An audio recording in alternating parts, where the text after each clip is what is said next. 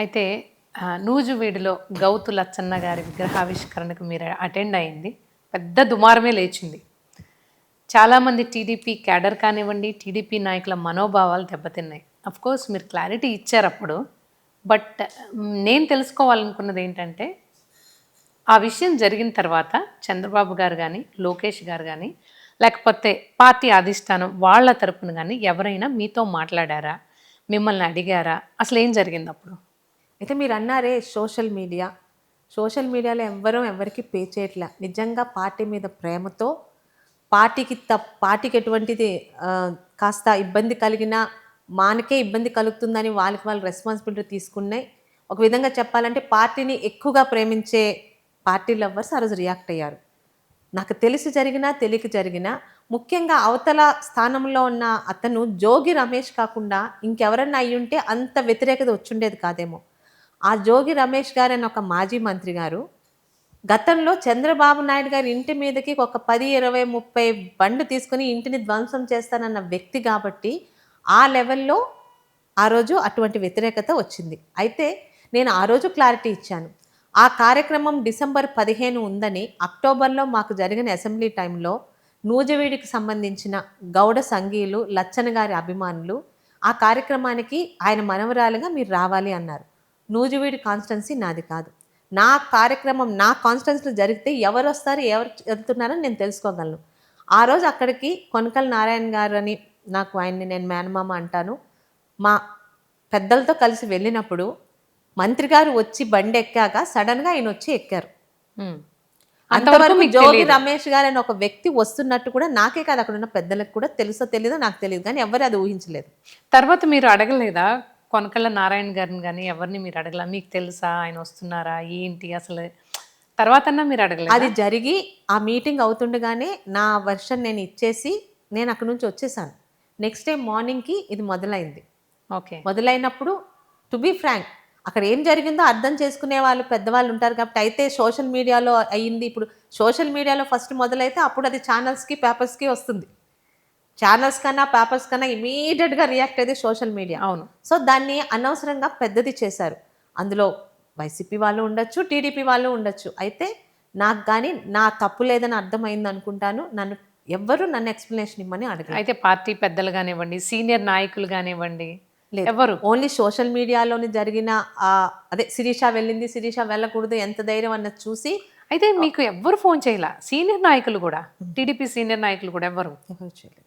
ఎవరు నన్ను అడగలేదు. ఎందుకంటే అక్కడ అది ఇప్పుడు నా కాన్స్టిట్యున్సీకి నేను జోగి రమేష్ గారిని పిలిపించి చేస్తే, లేకపోతే నా కాన్స్టిట్యున్సీకి నాకు తెలియకుండా తర్వాత అడిగారు అసలు ఎప్పుడు ఈ టాపిక్ ఎవరు? నేను అది జరిగిన రెండో రోజు నా వెర్షన్ ఇచ్చేసాను. ఓకే. ఎందుకు నా వెర్షన్ కూడా పార్టీని అమితంగా ప్రేమించే సోషల్ మీడియాలో ఉన్న వాళ్ళ గురించే ఇచ్చాను. జరిగింది ఒక పొరపాటు, నేను తెలిసి చేసిన తప్పు కాదు. కానీ ఆ రోజు ఆయన నా పక్కన కాదు విగ్రహం పక్కన ఉండడం ఒక మిస్టేక్ అయింది. అయితే ఆ మీటింగ్లో చాలామంది అక్కడ స్థానికంగా ఉన్న కొలుసు పార్థసారథి గారు అనే మంత్రి గారు కూడా ఉన్నారు. ఎవరు ఊహించింది అది. సో అలాంటి మిస్టేక్స్ ఇక ముందు జరగకుండా చూసుకుంటాం. కానీ నేను పిలవలేదు ఆయన్ని, ఆయన పిలిస్తే నేను వెళ్ళలేదు. కానీ దాన్ని ఒక 2 రోజులు సీరియల్గా నడిపించారు చాలామంది. ఆ తర్వాత నిన్న మొన్న కూడా చూస్తున్నాం చాలా దగ్గర వైసీపీ వాళ్ళు తెలుగుదేశం నాయకులు ఎదురెదురు పడుతున్నారు, వాళ్ళు పలకరించుకుంటున్నారు. కానీ నా విషయంలో జోగి రమేష్ విషయంలో జరిగినంత పబ్లిసిటీ మిగతా విషయంలో ఎందుకో జరగలేదు. నాకు మాత్రం బాగానే టార్గెట్ అయ్యాను నేను. బట్ నేను తప్పు చేయలేదు కాబట్టి అప్పుడు అడిగినా ఇప్పుడు అడిగినా అదే మాట చెప్తున్నాను. నేను వెళ్ళింది నా తాతగారి విగ్రహం ఓపెన్ చేయడానికి. అక్కడ జోగి రమేష్ గారు వస్తారని ఆయన చూసినంత వరకు తెలియదు. అయితే పలాస్ ఎక్కడ, నూజివీడు ఎక్కడ, అక్కడ తాతగారి విగ్రహ ఆవిష్కరణ జరగడం మీకు ఎలా అనిపించింది? సహజమే. యాక్చువల్గా ఈ ఏరియాలో అనుకోండి తాతగారు కోర్స్ ఆయన స్వాతంత్ర సమరయోధులు అనుకోండి, కానీ అన్ని సంవత్సరాల తర్వాత ఆయనకు అంత గొప్ప గౌరవం దక్కడం కూడా చాలా. అంటే అది లాస్ట్ 5 years కూడా అయిందమ్మా. లాస్ట్ 5 yearsలో నేను దాదాపు ఒక 9వ 10వ విగ్రహాల ఆవిష్కరణకు వెళ్ళుంటాను. ఈవెన్ మంగళగిరిలో మన ఆఫీస్కి దగ్గరలో, టీడీపీ ఆఫీస్ దగ్గరలో ప్రతిపక్షంలో ఉన్నప్పుడు సుమన్ తల్వార్ గారు సినిమా యాక్టర్ని, అంటే ఆయన మా కమ్యూనిటీ, అక్కడున్న పెద్దలు కూడా పెట్టారు. గత 5 సంవత్సరాల్లో తిరువూరు కాన్స్టిట్యున్సీలోని అప్పుడు నాని గారు ఆయన వచ్చారు, కొనకల నారాయణ గారు వచ్చారు. నెక్స్ట్ అక్కడున్న శాలిన దేవదత్ గారు ఇన్ఛార్జ్, అక్కడ ఒక ఓపెనింగ్ అయింది, వెళ్ళాను. ఆల్మోస్ట్ ఆల్ ఈరోజు మనకున్న జిల్లాల్లో ఒక్క 2 జిల్లాల్లో తప్పితే, కడపలో తప్పితే, ఇంకో జిల్లాలో తప్పితే లచ్చన్న గారి విగ్రహాలు అన్ని దగ్గర ఉన్నాయి. అది ఏ రోజు చాలామంది అనుకుంటారేమో మేము పెట్టామని. కనీసం ఆ విగ్రహానికేసే దండ కూడా ఈరోజు మేము కొనలేదు. ఎలా అక్కడున్న అనిపిస్తుందండి అభిమానులు మీకు అలా? ఎలా అనిపిస్తుందంటే అమ్మా, ముఖ్యమంత్రులుగా చేసిన వాళ్ళే రెండో రోజు దిగిపోతే వాళ్ళని పట్టించుకోరు. ఈరోజు ఉమ్మడి రాష్ట్రానికి ఆయన కిరణ్ కుమార్ గారు చేశారనుకుంటా. ఆయన గురించి కూడా ఎవరు పట్టించుకోరు. కానీ లచ్చన్న గారు ఎటువంటి పదవులు చేయలా. 2 సార్లు షార్ట్ టైం ఆయన మంత్రిగా చేశారు. అది కూడా ప్రజల గురించి ఆ మంత్రి పదవికి రాజీనామా చేసి పక్కకొచ్చారు. అలాంటి అతను సిన్సియర్‌గా వెనుకబడిన తరగతుల గురించి అంటే స్వతంత్ర సమరయోధుడిగా ఆయనది ఒక పార్ట్.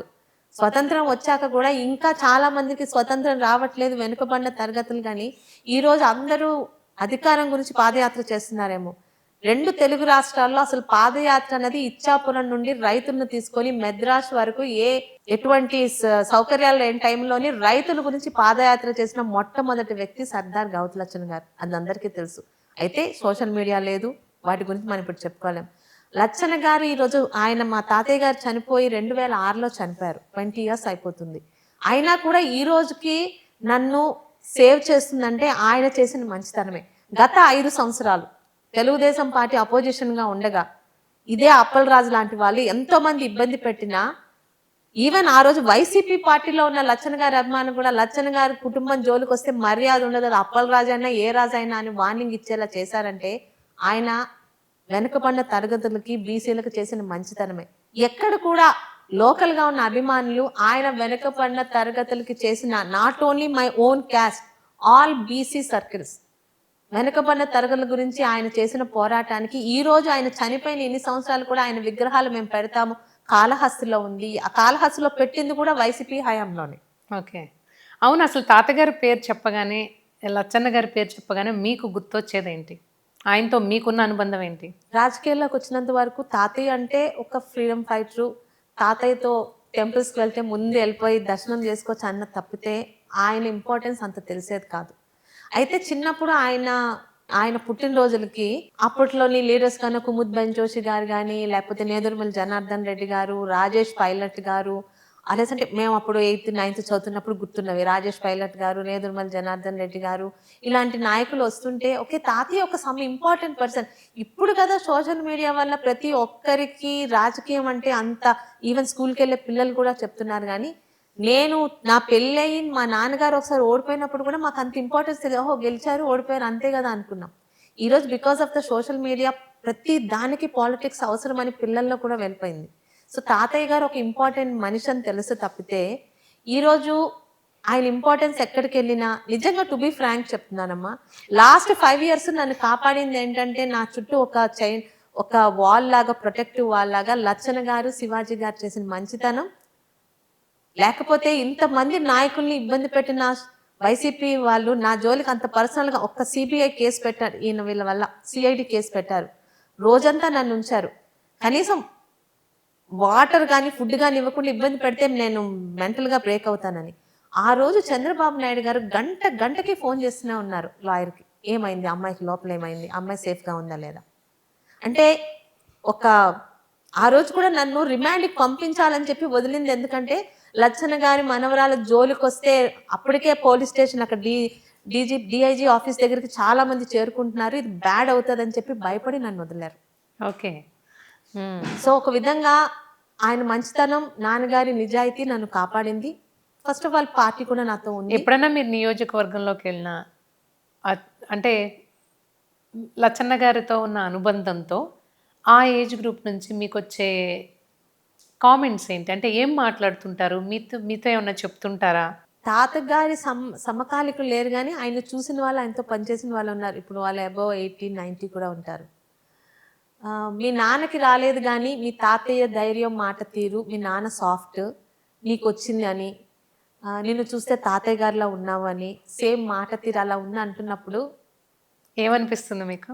హ్యాపీ అనిపిస్తుంది. ఎందుకంటే తాతగారికి చాలా మంది అడిగేవారు, మీకు ఒక్కడే కొడుకు, ఇద్దరు మనవరాలు, ఇంకా మీ కుటుంబం మీ ఇది ముందుకెళ్ళదంటే ఆ రోజుల్లోనే ఆయన ఒక మాట అనేవారు. అది ఇప్పుడు గుర్తు తెచ్చుకుంటా ఉంటాం.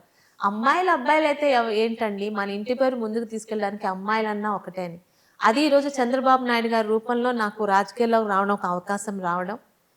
ముఖ్యంగా ఒకందుకు నాకు లచ్చన్న గారి పేరుని మళ్ళీ ఎలివేట్ అవ్వడానికి అప్పలరాజు గారు చాలా హెల్ప్ చేశారండి. చాలా హెల్ప్ చేశారు. ఎలాగా?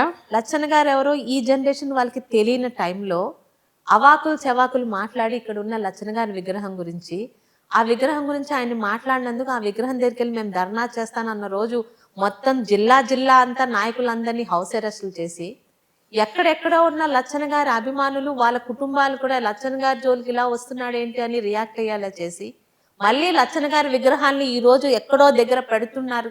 చేసేది అప్పలరాజే. దానికి ఆయనకు థ్యాంక్స్ చెప్పుకుంటాను. మీకు సిదిరి అప్పలరాజుకి మధ్య జరుగుతున్నది రాజకీయ యుద్ధమా లేక వ్యక్తిగత కక్షలా? ఎందుకంటే ఆయనపై మీ అనుచరులు అక్రమ కేసులు పెట్టి వేధిస్తున్నారని వైసీపీ నేతలే అంటున్నారు. మీరేమంటారు? అక్రమ కేసులు ఏమన్నా తీసి చూపిస్తే, నువ్వు నన్ను కొట్టావు అనడానికి, నువ్వు నిజంగా నన్ను కొట్టిన దానికి సాక్ష్యం చూపించాలి కదా. అప్పలరాజు గారు మమ్మల్ని హౌస్ అరెస్ట్ చేశారనడానికి సాక్ష్యం ఉంది.